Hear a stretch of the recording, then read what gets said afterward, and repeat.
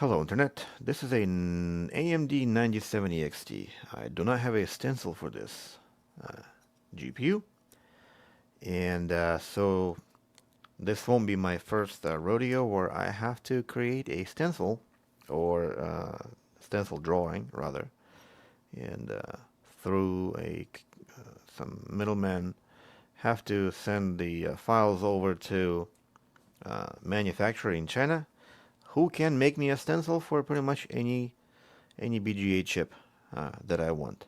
So, so basically today we're going to be, I'm going to show you how I go about doing this, what manufacturer you're going to contact, that's gonna do that for you is really up to you. So basically what you need to do is you need a high resolution photo of your chip, whatever chip that you're using, that you're creating a stencil for. And you're going to need a digital caliper like this. So make sure you zero it out, and then you measure your chip. So our chip is 35 by 45. So we'll keep that in mind. And then we're going to take the highest resolution photo of our chip possible. You could just put this chip inside of the flatbed scanner and just scan it that way. That'll work too. As a matter of fact, that's exactly what I did. I created this image here that I'm going to show you in just a second. Let me switch over to desktop. This image here is created exactly by using a flatbed scanner. So I'm going to go ahead and undo everything that I've done. This is old Photoshop. Let me see if I can undo this. Okay, so this is the picture that I took. I used the rulers, and that was a waste of time. I really didn't have to use these rulers, but I used them to kind of align the chip so that it sits perfectly horizontal. That was a waste of time. I could have had it rotated any way I wanted to. So in the Photoshop here, we're opening this menu here called Perspective Crop Tool. So what that does is basically whatever shape I define as like this, it's going to assume that, and it's going to crop, and it's going to correct the perspective of that area into a rectangular shape or square, whatever the shape this was. Obviously, this was all wrong, so I'm going to undo that. And so what I want to do right now is, it doesn't have to be perfect, okay? But you want to zoom in as close as possible. This is why the resolution of this, kind of higher the better. So grab the corner. So grab the corner and just go all the way to the bottom until you get to the bottom of another corner. Eventually we're gonna get there. So just gonna scroll down. I'm sure there's an easier way to do that, but I'm not gonna bother. I don't know why it's taking so long this time, but whatever, who cares? We have plenty of patience, so we're gonna do it right. Okay, so drop that down here. So now we'll go to the top corner here, and obviously things here do not line up, as you can see. So we're gonna fix that. So we're gonna fix that corner here. The corner on the left should still be perfectly aligned, as you can see. That's where we started from. Scroll down, and we're gonna fix this corner here, and we can zoom out so we can see the whole thing. So now everything is perfectly aligned. So we're gonna check the box, and I'm gonna go ahead and save this image to my desktop. Okay, now we're inside 3ds Max. Whatever version 3ds Max we have, I don't know. And so what you're seeing here is basically what the 90 by 90 stencils look like normally. So I have this thing, and I got these holes that use these cylinders that represent the holes. We're not gonna worry about that because usually these stencils are made with these holes already. So we're just gonna focus on the pins because you don't really need these holes anyway. So who cares? But we have them. We have these holes if you need to. So basically a 90 by 90 chamfered corners to make them rounded, and these holes around the perimeter. Some manufacturers move these holes a little bit to the left, a little bit to the right. So that's why I don't really bother. But they're kind of there just to remind you. But it's there. So who cares? We're going to create a plane. And we're going to center that plane. 0, 0. We're going to make it only one segment in size. And so here we have our plane. And we're going to give this plane a size. Remember, so we're going to go 35, 45. So that's the size of our chip. And right now I'm just going to drag and drop the image file that I have created inside of the Photoshop into here. And there is our chip. This is our layout. So what you want to do is you want to freeze this thing. So we're going to go to properties, object properties. I'm going to freeze this, and I'm going to uncheck the box show frozen and gray so it doesn't show, so it doesn't gray out. Because if it grays out, it's going to look gray, and I will not be able to see textures. So then we're going to start creating cylinders. And when you're creating a cylinder, make sure that there are one cap segment. The diameter is going to be the diameter that defines the holes for your manufacturer to drill or to cut with a laser or whatever, however they do that, most likely laser. So our hole's supposed to be 0.5, but of course we're dealing with radius, so radius is half of that value, so 0.25 is going to be the radius. And let's see if we can move that over to the center, to the very middle of this. And we're almost lining up to this hole here. We'll just do a small offset. So what we're going to do for the offset is, let's see. Let's go and unfreeze. Unfreeze everything. And let's see if we can move the stencil so that it lines up to the middle of that hole right there. That good? I think that's good. And now we're going to change its origin to 0 just so that we don't get messed up. And we're going to freeze it again.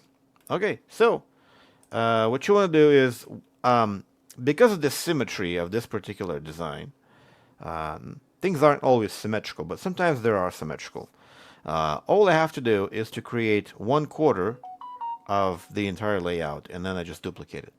So that's exactly what I'm going to do. Sometimes you have to, sometimes you can duplicate everything around and just kind of delete unnecessary holes, which is exactly what I'm going to have to be doing here to some degree.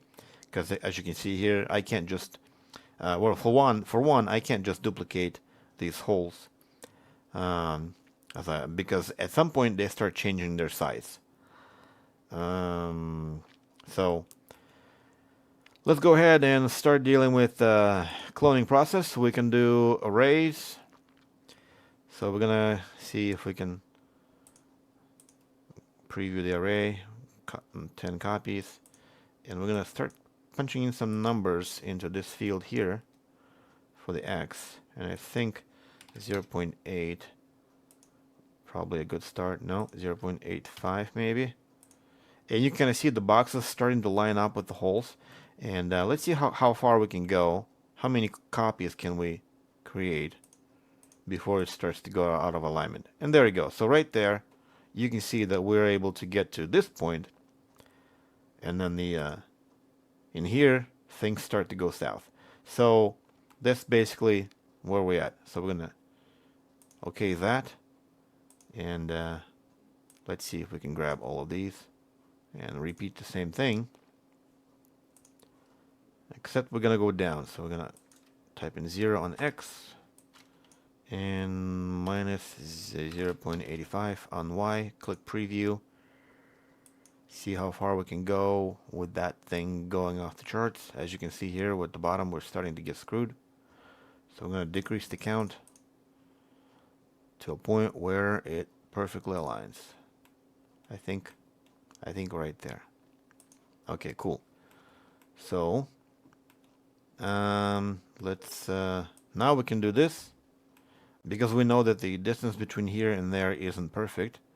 So what we can do is we can start cloning just this row with a slightly different offset toward X. Remember, we're gonna delete that, so we're gonna go 0.9 maybe. Gonna preview. Nope, 9 too much. Maybe 8. Maybe 75. Maybe 78. There we go. See how far we can go? Can we go further? Yep, yep, yep. There we go. Okay, so the rest of this was created with just slightly less of a pitch. See right there. So just like that, we've done this much.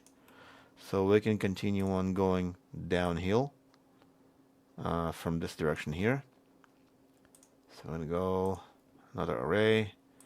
We're not going to go X, we're going to go Y. 0.78 I think is what we had, and the number is negative. Preview.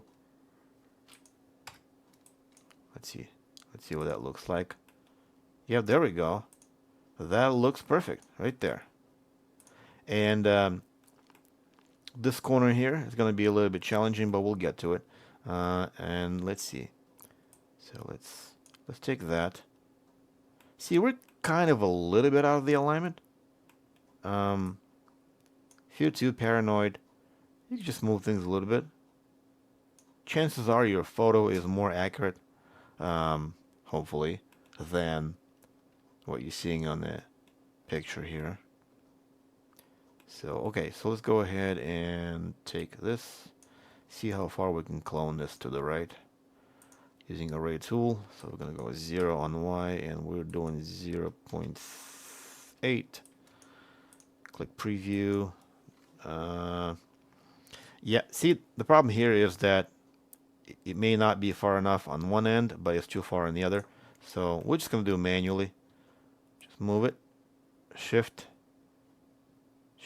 and drag, and just we're making instances. Now, were we making instances where we were doing the arrays?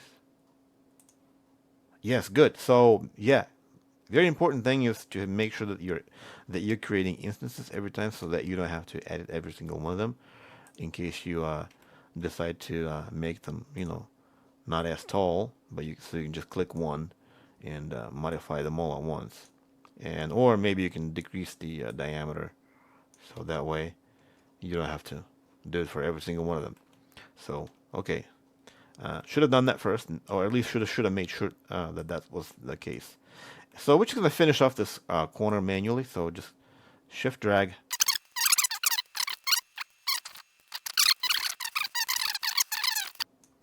And that's basically all this is.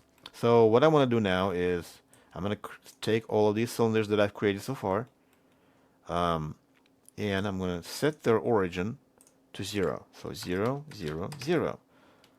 And now I'm going to deselect the ones that are on the very edge, because if I don't, then they will get cloned in their original place. So we don't want that. So we're going to click mirror, create instance. So we're right now mirroring on the left.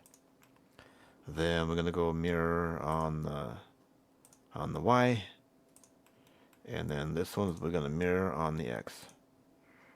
And then in here, we need to mirror that on the X. And this we're going to mirror, just one row, on the Y. And just like that, we have all these things that are supposed to be representing our holes. Okay, so now we don't really need to give them the whole design. I mean, you can if you wanted to, so that they can kind of see what the whole thing would look like normally. But all we really need is we need to give them indications of where to cut the holes and the size of the holes, obviously. So, okay, so we're going to go into the create panel. We're going to go into splines, and we're going to create a thing called section. And we're going to just drop that thing here. Oh, did I? Oh, drag. Just drag Gonna move it over to the middle. Where is it? Can't move it to the middle. Why? 0. There we go. And we're gonna define its area so that it's not too big. And or we can just say 35 by 45, exactly the chip size. And so if you want to drill these, if you want to tell them to drill these holes, then you're going to define a larger area so that you can actually extend to these holes there, like so.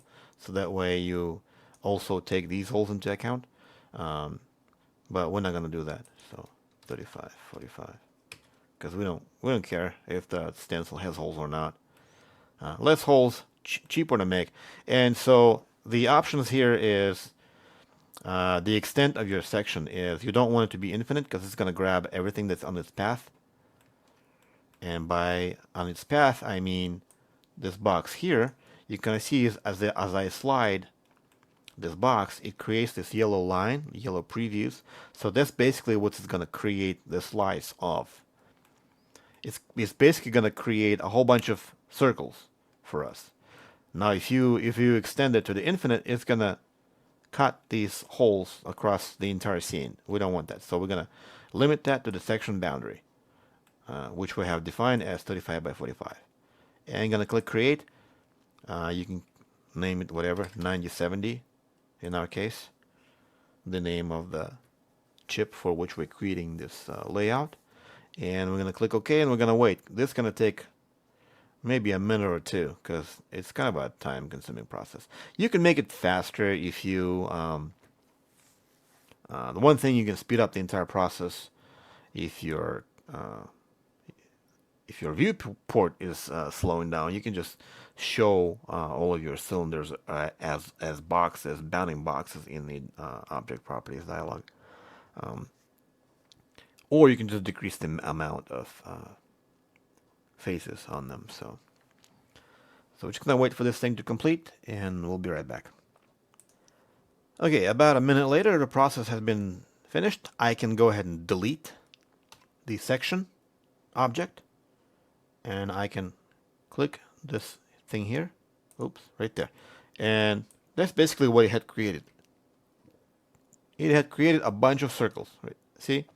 And so we're going to export these circles as DXF. Right there, the option in the drop out menu, AutoCAD DXF. So I'm going to save that. And we're going to click select that object because we don't want to be exporting the entire scene as such, and click OK. That's it. We can close 3ds Max and open a completely different program. And that program is called Gerber View. Gerber View is not a free program. It's paid, but if you're into this kind of business, you're going to need it. And so the very first thing to do about this program is you have to set it to metric, assuming your 3ds Max units were also set to metric. So let me go ahead and check that. Units. Where are the units? Customize. Unit setup. So your unit should be generic, international, and this is basically the setup that you want. Unit, millimeters, yada yada yada. So basically default values for millimeters, where each square of the grid is basically a 1 by 1 millimeter. So that's how we were creating this whole thing. So let's go back to the Gerber view, and in here we need to go into File, I believe. We need to go into the settings of this thing. Let's see where we can find settings. So settings, applications, metrics. So we're using the metric in here. So we go into formats, we go into advanced, and then under Gerber, DXF import, we change that to a metric. See right there. So that's changed to metric, and I think that should be it. So let's go click OK. And basically what we do now is we take that file that we've created.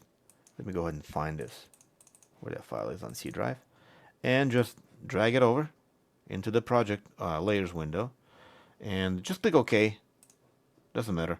And so this is our layout basically, and that we have created in 3ds Max. And what you want to do is you want to make sure that the extents of the X and Y in millimeters are roughly matching the size of your stencil. It's not going to be exactly, it's going to be a little bit less because we're not counting the boundaries of the actual chip. We're only counting the boundaries of the actual pads. So it's going to be slightly smaller, obviously. So, but that looks good. And that's really all we need to worry about. Now we're going to go into the File menu, and we're going to go into Save As RS274X. And that's basically the format for the Gerber. Now that's going to be the dialog that you're going to see, and just click Save, and we should be done. Right here, we're just going to save it over here. And now we have this file, which they're going to need to cut the holes. And you can also give them this file if they want to preview it or whatever. But basically this is the only file that they're gonna need, and so right now it's just a matter of finding somebody who can connect you to the factory that can cut these for you. And the only issue that you might run into is that some factories, some of the middlemen will tell you that the factory will require a certain number of these to be made in order to justify, the cost and the time and money it takes to produce these.